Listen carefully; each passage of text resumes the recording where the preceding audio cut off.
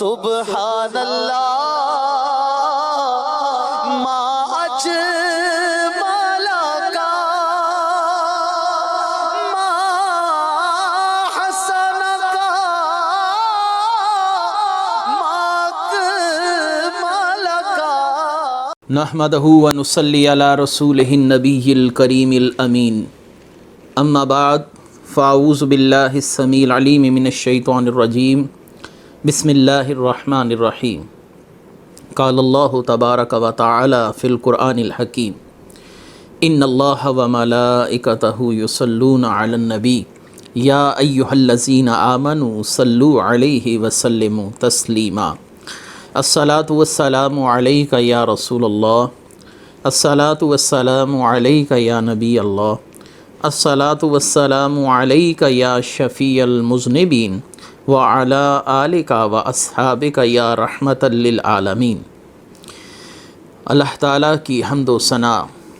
جان عالم وجہ تخلیق کائنات حضرت محمد مصطفیٰ صلی اللہ علیہ وسلم اور آپ کے جمیع آل و اصحاب کی بارگاہ ناز میں انتہائی تعظیم تکریم کے ساتھ درود و سلام کے نذرانوں کے بعد، سامعین ذی وقار، میرے دینی اور یقینی دوستو، بزرگ اور بھائیوں، بحمدہ تعالی اللہ کے فضل سے نبی کریم صلی اللہ علیہ وآلہ وسلم کی سیرت مبارکہ کے حوالے سے ہمارا درس سیرت اس کا تسلسل جاری ہے۔ اللہ تعالی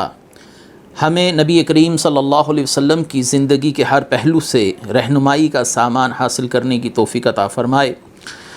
گزشتہ دروس میں آپ نے نبی کریم صلی اللہ علیہ وآلہ وسلم کے حوالے سے گفتگو سماعت کی کہ آپ نے کیسے اپنے صحابہ اکرام کی ہمت بندھائی اور ان کے لیے ایک بہت ہی عمدہ اور ایمان افروز خطبہ ارشاد فرمایا۔ اس کے بعد صحابہ اکرام کا جوش ولولہ اور نبی کریم صلی اللہ علیہ وآلہ وسلم کی قیادت میں احد کی جو جنگ ہے، اس کے اندر صحابہ کی جاں فشانیاں اور قربانیاں، یہ ایسے واقعات ہیں جو تا قیامت مسلمان امت کے لیے رہنمائی کا سامان مہیا کرتے رہیں گے۔ گزشتہ درس میں آپ نے سیدنا ابو دجانہ رضی اللہ تعالیٰ عنہ کو نبی کریم صلی اللہ علیہ وسلم کا اپنی تلوار سونپنا اور پھر سیدنا ابو دجانہ رضی اللہ تعالیٰ عنہ کا کما حق ہو اس تلوار کے ساتھ دشمن کی گردنیں کاٹنا، اور اس کے بعد سیدنا ابو دجانہ رضی اللہ تعالیٰ عنہ کے حوالے سے ان کی شہادت کے واقعات آپ نے سماعت کیے۔ اور ہماری گزشتہ گفتگو اس مقام پر اختتام پذیر ہوئی تھی کہ حضرت سیدنا مصعب بن عمیر رضی اللہ تعالی عنہ، جو کہ مسلمانوں کے لشکر کے علم بردار تھے، ان کی شہادت کیسے ہوئی، اور ان کی شہادت کے بعد نبی کریم صلی اللہ علیہ وآلہ وسلم نے مسلمانوں کا علم سیدنا علی کرم اللہ وجہ الکریم کو تھما دیا۔ یاد رہے کہ جس شخص نے سیدنا مصعب بن عمیر رضی اللہ تعالیٰ عنہ کو شہید کیا، وہ کافر ابن قمیہ کے نام سے جانا جاتا ہے، اور وہ کافر ایک خوش فہمی میں مبتلا ہوا، کیونکہ مصعب بن عمیر رضی اللہ تعالیٰ عنہ کو وہ نبی کریم صلی اللہ علیہ وسلم کے مشابہ ہونے کی وجہ سے وہ یہ سمجھا کہ میں نے نبی کریم صلی اللہ علیہ وسلم کو شہید کر دیا، تو اس نے نعرہ بلند کیا، قتلت محمدن، میں نے حضور صلی اللہ علیہ وسلم کو شہید کر دیا۔ بہرحال یہ جنگ کا وہ وقت تھا جب جنگ اپنے عروج پر تھی اور پورے زوروں کے ساتھ دشمن کے سر کٹ کٹ کر گر رہے تھے، سینے گھائل ہو رہے تھے۔ نبی کریم صلی اللہ علیہ وسلم قبیلہ انصار کے علم کے نیچے تشریف فرما تھے۔ حضور صلی اللہ علیہ وسلم نے حضرت علی کو علم تھما دیا، جھنڈا آپ کے ہاتھ میں تھا، اور آپ نعرہ لگا رہے تھے، انا ابو القسم، میں باطل کی پشت توڑنے والا ہوں۔ اسی اسلام کفار کے علم بردار طلحہ بن ابی طلحہ نے للکار کر کہا، حل من مبارز، ہے کوئی میرے ساتھ مقابلہ کرنے والا، میرے ہاتھ میں اپنا ہاتھ ڈال کر لڑنے والا، پنجہ آزمائی کرنے والا؟ کسی نے جواب نہ دیا۔ وہ کہنے لگا، ہے محمد کے صحابہ، تمہارا خیال ہے کہ ہمارے طرف سے جو لوگ مارے جائیں وہ جہنم واصل ہوں گے، اور جو لوگ تمہاری طرف سے مارے جائیں وہ جنت کے حقدار ہیں؟ لات کی قسم، تم جھوٹ کہتے ہو۔ جب اس نے یہ کہا تو حضرت علی رضی اللہ تعالی عنہ اس پر جھپٹ پڑے اور آپ نے اسے ایک لمحے کے اندر زمین پر گرا دیا اور سرعت رفتاری کے ساتھ اس کو واصل با جہنم کر دیا۔ یہ طلحہ بن ابی طلحہ وہی شخص ہے جو قبیلہ بنو عبد الدار کی طرف سے کفار کا علم تھامنے پر مقرر کیا گیا تھا۔ یہ وہی شخص ہے جس نے ابو سفیان سے کہا تھا کہ اب تم دیکھو گے کہ میں کس طرح اس علم کی حفاظت کرتا ہوں اور ہمارا قبیلہ بنو عبد الدار اس علم کی حفاظت کرنے کے اندر کوئی کسر اٹھا نہیں رکھے گا۔ بہرحال حضرت علی رضی اللہ تعالیٰ عنہ کا وار وہ برداشت نہ کر سکا اور اس کے بعد اسی قبیلے کے دوسرے فرد طلحہ کے بعد اس کے بھائی ابو شیبہ عثمان بن ابی طلحہ نے بڑھ کر جھنڈا تھام لیا اور حضرت حمزہ رضی اللہ تعالیٰ عنہ نے سرعت رفتاری کے ساتھ بڑھ کر اس پر اپنی تلوار کا وار کیا اور اس کا جسم 2 لخت ہو کر زمین پر جا پڑا۔ حضرت حمزہ رضی اللہ تعالیٰ عنہ اس کے بھائی ابو شیبہ عثمان بن ابو طلحہ کو واصل با جہنم کر چکے تھے۔ اس کے بعد اس کا تیسرا بھائی ابو سعد بن ابو طلحہ آگے بڑھا اور اس نے کفار کے علم کو تھام لیا۔ علم نیچے گرنے سے مراد کسی بھی لشکر کی پیش قدمی رکنا اور اس قبیلے یا اس لشکر کی شکست سے تعبیر کیا جاتا ہے، اس لیے اسے علم کو تھامنے کے لیے یکے بعد دیگرے قبیلہ بنو عبد الدار کا ایک ایک فرد آگے آ رہا ہے اور مسلمانوں کی طرف سے صحابہ کرام انتہائی سرعت رفتاری کے ساتھ اور جرأت مندی کے ساتھ اس شخص کو واصل با جہنم کرتے جا رہے ہیں۔ بہرحال ابو سعد بن ابو طلحہ آگے بڑھا اور اس نے جھنڈا تھام لیا۔ سعد بن ابی وقاص رضی اللہ تعالیٰ عنہ جو ماہر تیر انداز تھے اور اسلام کی طرف سے پہلا تیر سعد بن ابی وقاص رضی اللہ تعالیٰ عنہ نے چلایا تھا۔ یہ وہی خوش نصیب صحابی ہیں جن سے نبی کریم صلی اللہ علیہ وسلم گفتگو فرماتے تھے، فدا کا ابی و امی یا سعد، اے سعد تجھ پر میرے ماں باپ قربان، اللہ کی راہ پر تیر چلا۔ حضرت سعد بن ابی وقاص نے کمان میں تیر رکھا اور تاک کر اس کے گلے کو نشانہ لگایا، جس سے اس کی زبان لٹک گئی اور یہ زمین پر گر کر تڑپ تڑپ کر مر گیا۔ اس کے بعد پہلے علم بردار یعنی طلحہ بن ابو طلحہ، وہی شخص جس کو حضرت علی رضی اللہ تعالیٰ نے سب سے پہلے واصل با جہنم کیا تھا، اس کا بیٹا مصافح بن طلحہ جھنڈے کو سہارا دینے کے لیے آگے بڑھا اور اسے سیدنا عاصم بن ثابت بن ابی قلحہ اقلح، یہ حضرت سیدنا عاصم بن ثابت بن ابی اقلح انتہائی جرأت مند صحابی، بہت خوبصورت ان کی زندگی کے واقعات اور ان کی شہادت کے بعد ان کی کرامات بھی مشہور ہیں، انشاءاللہ وہ اپنے وقت پر آئیں گی اور انشاءاللہ اس مقام پر ہم تفصیل کے ساتھ ان کی شہادت کے بعد اللہ نے ان کی حفاظت کیسے فرمائی۔ بہرحال سیدنا عاصم بن ثابت بن ابی اقلح نے اپنے تیر کا نشانہ لگایا اور طلحہ بن ابی طلحہ کے بیٹے مصافح کو بھی واصل با جہنم کر دیا۔ اس کے بعد مصافح کے بھائی حارث بن طلحہ نے اپنا قومی پرچم بلند کیا، حضرت عاصم نے اسے بھی اپنے تیر کا ہدف بنایا اور چشم زدن میں یعنی پلک جھپکنے میں اسے واصل با جہنم کر دیا۔ اس کی ماں سلافہ بنت سعد کو جب پتہ چلا کہ میرے بیٹے کو کسی مسلمان نے گھائل کر دیا تو وہ بھاگتی ہوئی آئی اور اس نے پہلا سوال یہ کیا، اے میرے بیٹے تجھے زخمی کس نے کیا؟ اس کے بیٹے نے کہا کہ مجھے زخمی کرنے والے کے متعلق میں کچھ نہیں جانتا، صرف میں نے یہ الفاظ سنے۔ اس نے کہا تھا خذھا وانا ابن اقلح، اس تیر کو سنبھال، میں ابن اقلح ہوں۔ تو سلافہ بنت سعد جان گئی یہ سیدنا عاصم بن ثابت رضی اللہ تعالیٰ عنہ ہیں اور عاصم بن ثابت رضی اللہ تعالیٰ عنہ کے سر کی قیمت اسی سلافہ بنت سعد نے 100 اونٹ مقرر کی کہ جس شخص نے میرے 2 بیٹوں کو واصل با جہنم کیا، اگر کوئی شخص اس کو زندہ پکڑ کر میرے پاس لے آئے تو میں اسے 100 اونٹ انعام کے طور پر دوں گی۔ اور اس نے یہ نظر مانی کہ میں سیدنا عاصم بن ثابت کا سر کاٹ کر اس کے اندر شراب ڈال کر شراب پیوں گی۔ تو سیدنا عاصم بن ثابت رضی اللہ تعالیٰ عنہ نے اس کے 2 بیٹوں کو واصل با جہنم کر دیا۔ اس کے بعد طلحہ کا تیسرا بیٹا کلاب آگے بڑھا اور اس نے جھنڈا اٹھا لیا۔ سیدنا زبیر بن عوام رضی اللہ تعالی عنہ حواری رسول، نبی کریم صلی اللہ علیہ وسلم نے فرمایا ہر نبی کا ایک حواری، ایک مددگار ہے، اور میرے حواری سیدنا زبیر بن عوام رضی اللہ تعالیٰ عنہ کو آپ نے اپنا حواری قرار دیا اور ان کو آنے واحد میں قتل کر دیا۔ پھر طلحہ کے چوتھے بیٹے جلاس بن طلحہ آگے بڑھا اور حضرت طلحہ بن عبید اللہ رضی اللہ تعالیٰ عنہ نے اسے موت کے گھاٹ اتار دیا۔ اس کے بعد ارتاد بن شرحبیل جسے سیدنا علی رضی اللہ تعالیٰ عنہ نے واصل بجہنم کیا،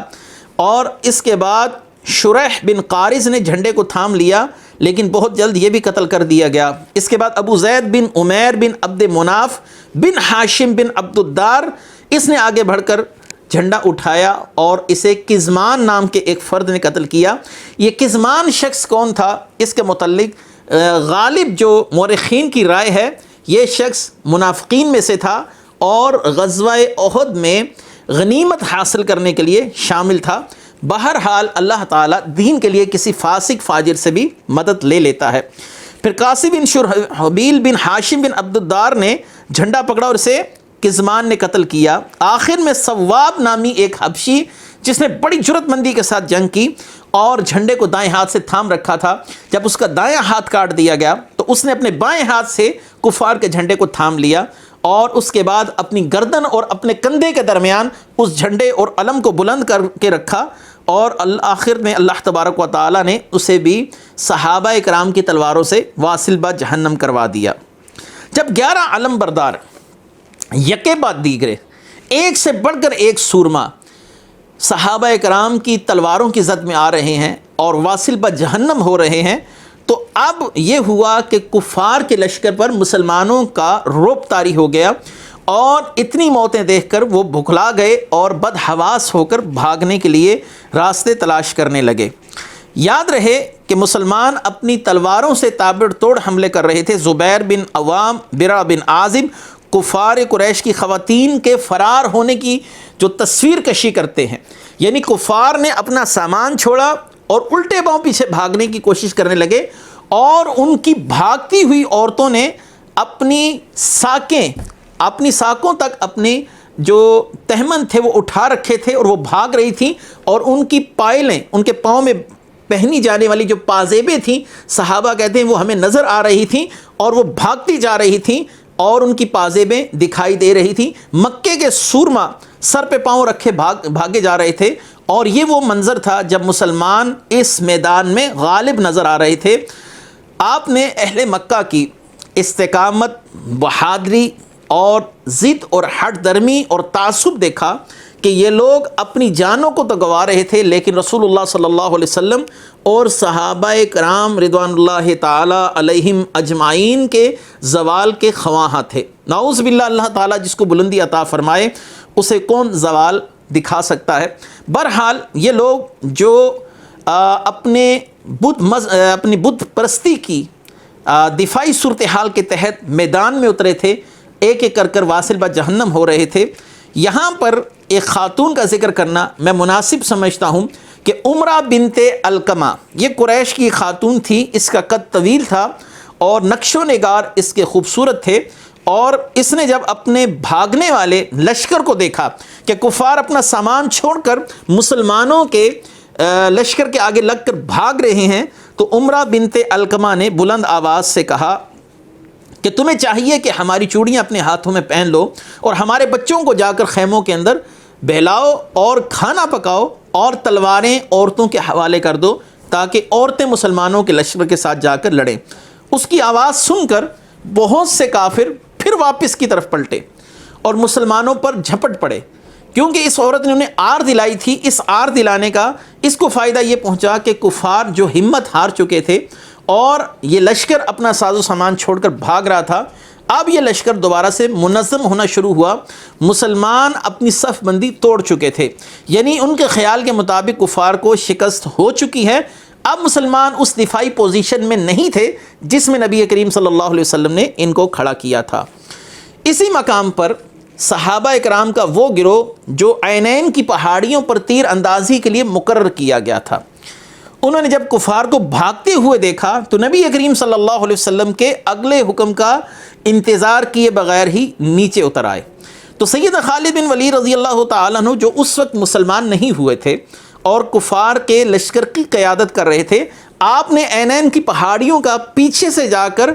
ان صحابہ کرام پر حملہ کرنا بہتر سمجھا، اور ان صحابہ کرام کی ایک بڑی تعداد نیچے میدان میں اتر آئی تھی۔ محض 10-12 صحابہ کرام 50 صحابہ میں سے اس مقام پر موجود تھے۔ خالد بن ولید کے ساتھ ایک بڑی فوج تھی جس کا سامنا یہ صحابہ نہ کر سکے۔ ان صحابہ کو اللہ تعالیٰ نے شرف شہادت عطا فرمایا، اور اس کے بعد حالات ایسے پلٹے جس کا ذکر ابھی آپ آگے چل کر مزید حالات کے اندر سماعت فرمائیں گے۔ نبی کریم صلی اللہ علیہ وآلہ وسلم کے صحابہ کی جان ساریاں اپنی جگہ پر، لیکن اس مقام کو چھوڑنا صحابہ کرام کے لیے بہت بڑا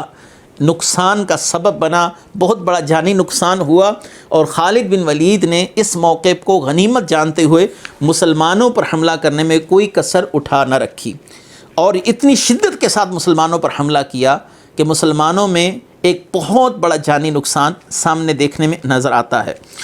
اسی مقام پر سیدنا حمزہ رضی اللہ تعالیٰ عنہ کی شہادت کا واقعہ بھی اہم واقعہ ہے، جس کو یہاں پر بیان کرنا میں ضروری سمجھتا ہوں۔ اللہ اور اس کے رسول کے شیر سیدنا حمزہ شہادت آپ کی یوم احد کے دن ہوئی، اس میں کوئی اختلاف نہیں، لیکن وقت کا تعین نہیں ہے کہ ابتدائے جنگ میں آپ کی شہادت کے واقعہ رونما ہوا یا جنگ کے آخری حصے میں آپ کو شہادت نصیب ہوئی۔ صاحب تاریخ خمیس امام حسین بن محمد بن حسن الدیار بکری اپنی کتاب تاریخ الخمیس کے اندر جن حالات و واقعات کا ذکر کرتے ہیں، اس سے تو یہی لگتا ہے کہ حضرت حمزہ رضی اللہ تعالیٰ عنہ کی شہادت جنگ کے ابتدائی دور میں ہو گئی، یعنی جب جنگ کو شروع ہوئے کو زیادہ وقت نہیں گزرا تھا، حضرت حمزہ رضی اللہ تعالیٰ عنہ کی شہادت اسی وقت میں ہوئی۔ آپ جنگ کے آخر تک حیات نہ رہے۔ آپ کی شہادت کا واقعہ شیخ دیار بکری تاریخ خمیس میں کچھ یوں بیان کرتے ہیں کہ حضرت سیدنا حمزہ کفار کے لشکر کے ایک بہت بڑے سورما ارتاد بن عبد شرحبیل کو اپنی طرف بلا رہے تھے، اور آپ فرما رہے تھے کہ حلم الیہ، میری طرف آپ نے اس کو واصل بجہنم کیا۔ اس کے بعد مشرقین میں سے بڑا سورما صباح بن عبد العزیٰ الغبشانی،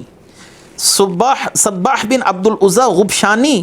آپ نے اس کو فرمایا حلم الیہ یا ابن مقطعۃ البذور، اے عورتوں کے ختنے کرنے والی کے بیٹے، میرے سامنے مقابلے کے لیے جب صباح سامنے آیا تو آپ نے اسے ایک ہی بار میں واصل بجہنم کر دیا۔ حضرت سیدنا حمزہ رضی اللہ تعالیٰ عنہ انتہائی جرأت مندی کے ساتھ اپنی تلوار چلا رہے تھے۔ اسی اثنا میں یہ واقعہ امام بخاری نے بھی صحیح بخاری میں، امام ابو داؤد طیالسی نے اپنی مسند میں، اور دیگر اہل تحقیق نے اپنی اپنی کتابوں میں نقل کیا۔ اس واقعے کا لب لباب میں نقل کر دیتا ہوں۔ جنگ بدر میں سیدنا حمزہ رضی اللہ تعالیٰ عنہ نے چونکہ طعیمہ بن عدی کو قتل کیا تھا، اور طعیمہ بن عدی کے بھتیجے جبیر بن مطعم نے ایک حبشی وحشی کو اس بات پر آمادہ کیا تھا کہ اگر تم حضرت حمزہ رضی اللہ تعالیٰ عنہ کو شہید کرنے میں کامیاب ہوتے ہو تو تمہیں اس کے عوض آزادی کا پروانہ جاری کر دیا جائے گا، تمہیں آزاد کر دیا جائے گا۔ تو حبشی وحشی جو اس وقت مسلمان نہیں ہوئے تھے، ان کا اپنا بیان ہے کہ میں صرف اور صرف اس جنگ میں اپنی آزادی کے لیے شامل ہوا تھا تاکہ مجھے آزادی حاصل ہو جائے، اور میں اپنے مالک جبیر بن مطعم سے آزادی کا پروانہ حاصل کر سکوں، لیکن میرے لیے شرط یہ رکھی گئی کہ میں جناب سیدنا حمزہ رضی اللہ تعالیٰ عنہ کو شہید کروں گا۔ وحشی کو اللہ تبارک و تعالیٰ نے ایک ایسا کمال دیا تھا جو بعد میں مسلمانوں کے لیے بڑا مفید ثابت ہوا۔ وہ یہ تھا کہ تیر کے اپنے نیزے کے ساتھ دور سے نشانہ لے کر ایسا نشانہ تاکنا تھا کہ وہ نشانہ بالکل عین ہدف پر جا کر لگتا تھا۔ تو لہٰذا مورخین اس بات پر بھی متفق ہیں کہ وحشی نے ہی مسلمہ کذاب کو واصل بجہنم کیا۔ یہ وہی نیزہ پھینکنے کی عادت تھی جس کی وجہ سے حضرت حمزہ رضی اللہ تعالیٰ عنہ کی شہادت ہوئی۔ وحشی نے خود کہا کہ میں چھپ کر حضرت حمزہ رضی اللہ تعالیٰ عنہ کا تعاقب کر رہا تھا، کبھی کسی پہاڑ کی اوٹ میں، کبھی کسی درخت کی اوٹ میں، اور کبھی کسی پتھر کی اوٹ میں حضرت حمزہ رضی اللہ تعالیٰ عنہ کو دیکھتا رہا کہ آپ میرے سامنے کسی ایسی حالت میں آئیں کہ میں آپ پر نیزے کے وار سے حملہ کر سکوں اور آپ جاں بر نہ ہو سکیں۔ لہٰذا حضرت حمزہ رضی اللہ تعالیٰ عنہ نے جیسی صباح کو واصل و جہنم کیا اور آپ اس کی زرہ اتارنے کے لیے نیچے جھکے تو آپ کی پشت سے آپ کی زرہ کچھ اوپر اٹھ گئی اور میں نے پیچھے سے وار کیا اور دور سے نیزے کا وار کیا اور نیزہ جا کر آپ کی پشت سے آپ کی ناف کے پاس سے باہر نکل آیا، یعنی پیچھے سے گھسا اور آپ کی ناف سے باہر نکل آیا، جس سے آپ کی شہادت ہوئی۔ وحشی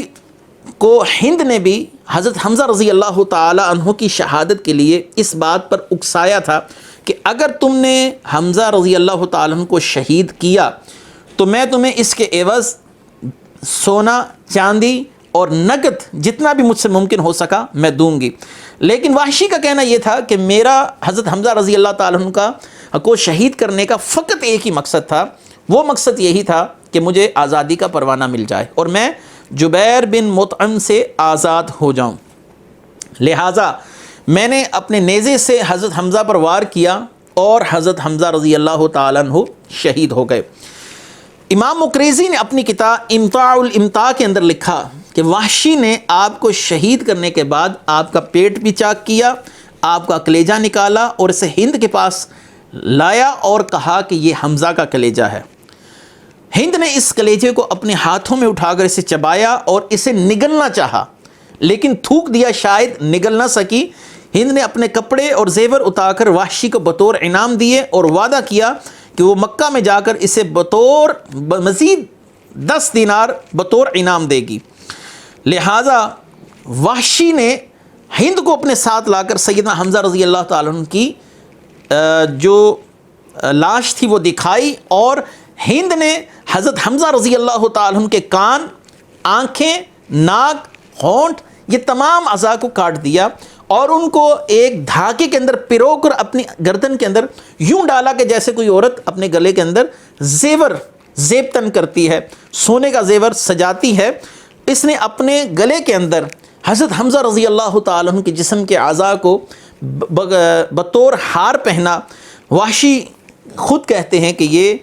جنگ میرے لیے کوئی دلچسپی کا سامان نہیں تھی، میں نے صرف اپنی آزادی کا راستہ ہموار کرنا تھا جو میں کر چکا۔ جب جنگ ختم ہوئی تو وحشی کا کہنا ہے کہ میں اپنے مالک کے ہمراہ مکہ آیا، اس نے حسب وعدہ مجھے آزاد کر دیا۔ اس کے بعد میں مکہ میں ہی رہائش پذیر رہا۔ جب مکہ فتح ہوا تو میں رسول اللہ صلی اللہ علیہ وسلم سے خوف زدہ تھا کہ آپ صلی اللہ علیہ وسلم اپنے چچا کے خون کے لیے کہیں مجھے پکڑ کر مار نہ ڈالیں یا مجھے واصل بجہنم نہ کر دیا جائے، اور میں اس خوف سے بھاگ کر طائف میں آ گیا۔ پھر اسلام طائف میں آ پہنچا تو میں اپنی زندگی سے مایوس ہو گیا اور میں نے سوچا کیوں نہ یمن یا شام کے اندر چلا جاؤں اور زندگی کے بقیہ ایام آرام سے گزار سکوں۔ میں اسی ادیڑ پن میں تھا، یعنی اسی معاملے میں پریشان تھا کہ کسی شخص نے مجھے کہا کہ نبی کریم صلی اللہ علیہ وسلم اس شخص کو قتل نہیں کرتے جو شخص اسلام میں داخل ہو جائے، کلمہ پڑھ لے، اسلام اس کے پچھلے گناہوں کا کفارہ بن جاتا ہے۔ اس کی بات سن کر میں نے یہ فیصلہ کیا کہ میں مدینہ طیبہ میں جا کر نبی کریم صلی اللہ علیہ وسلم کی بارگاہ میں خود پیش ہو کر اسلام قبول کر لوں گا۔ لہٰذا میں نبی کریم صلی اللہ علیہ وسلم کی بارگاہ میں پہنچا اور آپ صلی اللہ علیہ وآلہ وسلم کے صحابہ نے مجھے دیکھ کر اپنی تلواریں اپنی میانوں سے باہر نکالیں۔ آپ نے فرمایا دعوہ، اسے چھوڑ دو، اسے رہنے دو۔ ایک شخص کا اسلام قبول کرنا مجھے اس بات سے بہت زیادہ عزیز ہے کہ میں 1000 کافروں کو اپنی تلوار کے ساتھ قتل کر دوں۔ حضور صلی اللہ علیہ وآلہ وسلم نے مجھے اپنے بالکل قریب کھڑے ہو کر کلمہ شہادت پڑھتے ہوئے دیکھا اور آپ نے مجھ سے سوال کیا، کیا تم وہی وحشی ہو جس نے میرے چچا حمزہ کو شہید کیا؟ اگر تم نے میرے چچا حمزہ کو شہید کیا پھر بتاؤ کہ حمزہ رضی اللہ تعالیٰ عنہ کو کیسے شہید کیا۔ میں نے بالتفصیل سارا واقعہ بیان کیا۔ آپ صلی اللہ علیہ وسلم نے فرمایا وَيْحَكَ غَيِّبْ وَجْهَكَ عَنِّي فَلَا أَرَاكَ، تیری خیر ہو، میرے سامنے اپنے چہرے کو چھپائے رکھنا، یعنی مجھے نظر نہ آنا۔ حضرت صدیق اکبر رضی اللہ تعالیٰ عنہ کے عہد حمایوں میں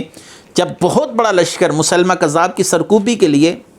حضرت خالد بن ولید کی قیادت میں گیا، یہ وحشی اسی لشکر کے اندر شامل تھے اور واقعہ بیان کرتے ہیں کہ میں نے مسلمہ کذاب کی طرف اپنا نیزہ پھینکا جو اس کے جسم میں پیوست ہو گیا، اور ایک انصاری صحابی نے بھاگ کر اپنی تلوار سے اس کو واصل بجہنم کر دیا۔ اللہ بہتر جانتا ہے کہ مسیلمہ کذاب میرے نیزے کی وجہ سے مارا گیا یا اس انصاری صحابی کی تلوار کے وار سے مارا گیا۔ میں نے بہترین سے بہتر کو بھی، یعنی بہتر سے بہتر شخص، یعنی حضرت حمزہ کی طرف اشارہ ہے، ان کو بھی اپنے نیزے سے مارا، اور اس کے بعد میں نے بدترین شخص یعنی مسلمہ کذاب کو بھی اپنے نیزے سے مارا۔ میں اللہ سے امید کرتا ہوں کہ اللہ تعالیٰ میرے اس گناہ کا کفارہ اس عمل کو بنا دے گا۔ نبی کریم صلی اللہ علیہ وسلم کے صحابہ کی جاں فشانیاں، قربانیاں، بڑھ چڑھ کر جاں بازی کرنا، سرفروشی کی جو تابندہ مثالیں صحابہ نے احد کے میدان میں قائم کی، اور موت کو کیسے خوشی سے گلے لگا رہے تھے، آپ کو اس واقعے سے بھی اندازہ ہو جائے گا کہ سعد بن ابی وقاص رضی اللہ تعالیٰ عنہ فرماتے ہیں کہ میرے ساتھ سیدنا عبداللہ بن حجش رضی اللہ تعالیٰ عنہ کھڑے تھے، اور مجھے کہنے لگے، اے سعد، کیوں نہ اللہ سے کوئی دعا مانگیں، اللہ تعالیٰ ہماری دعا کو شرف قبولیت عطا فرما دے۔ پہلے آپ دعا مانگیے، میں آمین کہتا ہوں، پھر میں دعا مانگوں گا، آپ آمین کہیے گا۔ سعد بن ابی وقاص کہتے ہیں، سب سے پہلے میں نے اللہ سے دعا مانگی، اے باری تعالیٰ، جب کل کا دن ہو، دشمن میرے سامنے آئے تو میں مقابلے میں ایک طاقتور اور ماہر جنگجو کافر کو قتل کروں، اور تیری رضا کے لیے اس سے جنگ لڑوں، وہ مجھ سے جنگ کرے، پھر اے اللہ مجھے اس پر غلبہ عطا فرما، اور میں اس کو قتل کرنے کے بعد اس کا لباس، اس کی زرہ، اس کے ہتھیاروں پر قبضہ کر لوں۔ عبداللہ بن حجش نے کہا آمین۔ اب عبداللہ بن حجش نے جو دعا کی وہ صاحبان فکر و دانش کے لیے اور اہل ایمان کے لیے انتہائی قابل توجہ دعا ہے، اور اس سے پتہ چلتا ہے کہ رسول اللہ صلی اللہ علیہ وسلم نے اپنے صحابہ کرام کے لیے اللہ سے ملنا کتنا محبوب فرما دیا تھا، کتنا محبوب کر دیا تھا کہ صحابہ کے دل اللہ سے ملنے کے لیے کیسے مچلتے تھے۔ عبداللہ بن حجش کہنے لگے، اے الہی میرے مقابلے میں ایسا کافر بھیج جو بڑا قوی ہو، تندمند ہو، فن حرب کا ماہر ہو، میں تیری رضا کے لیے اس سے جنگ کروں، وہ مجھ سے جنگ کرے، اور آخر میں وہ مجھ پر غالب آ جائے اور مجھے قتل کرے، پھر مجھے پکڑ لے، میرے ناک، میری کان، میری آنکھیں سب تیرے لیے نکال دے، یعنی میرے ان اعضاء کو مسلح کر دے، کاٹ دے، میرے ناک کو کاٹ دے، میری آنکھیں نکال دے، میرے کان کاٹ دے، میرے ہونٹ کاٹ دے۔ اے باری تعالیٰ، میں روز قیامت تجھ سے اس حال میں ملوں کہ تو مجھ سے کہے، یا عبدی فیما جودع انفک و اذنک، اے میرے بندے، کس جرم میں تیرے ناک، تیرے کان اور تیرے اعضاء کو کاٹا گیا؟ عبداللہ بن حجش کہتے ہیں تو میں رب کریم سے کہوں، اے پروردگار عالم، فی کا و فی رسول کا، تیری محبت میں، تیرے محبوب کے عشق کے جرم میں تو فرمائے، اے میرے بندے، تو نے سچ کہا۔ حضرت سعد فرماتے ہیں کہ عبداللہ کی دعا میری دعا سے بہت بہتر تھی، دونوں کی دعائیں قبول ہوئیں، عبداللہ کے ساتھ یہی سلوک کیا گیا، اور عبداللہ بن حجش کو آپ کے ماموں سیدنا حمزہ رضی اللہ تعالیٰ عنہ کے ساتھ اسی قبر کے اندر دفن کیا گیا، رضی اللہ عنہما وعن اقرانہما۔ عبداللہ بن حجش جب مصروف پیکار تھے تو ان کی تلوار ٹوٹ گئی تھی، نبی کریم صلی اللہ علیہ وسلم نے انہیں زمین سے اٹھا کر ایک چھڑی تھما دی، کھجور کی ایک شاخ جو تلوار بن گئی، یہ رسول اللہ صلی اللہ علیہ وسلم کی ان عظیم معجزات میں سے ہیں۔ ایسا ہی ایک واقعہ بدر میں بھی پیش آیا تھا کہ جب عکاشہ کو رسول اللہ صلی اللہ علیہ وسلم نے ایک چھڑی تھمائی تھی، وہ تلوار بن گئی، اس کو العون کہا جاتا ہے، اور عبداللہ بن حجش کی تلوار کو الارجون کے نام سے جانا جاتا ہے۔ ان صحابہ کی جاں فشانیوں کے یہ واقعات جاری ہیں۔ غزوہ احد کے مزید واقعات انشاءاللہ ہم اگلے درس میں لے کر پیش ہوں گے۔ اللہ ان کی قربانیوں کے صدقے ہم سب کی مغفرت فرمائے۔ وآخر دعوانا ان الحمدللہ رب العالمین۔ سبحان اللہ ما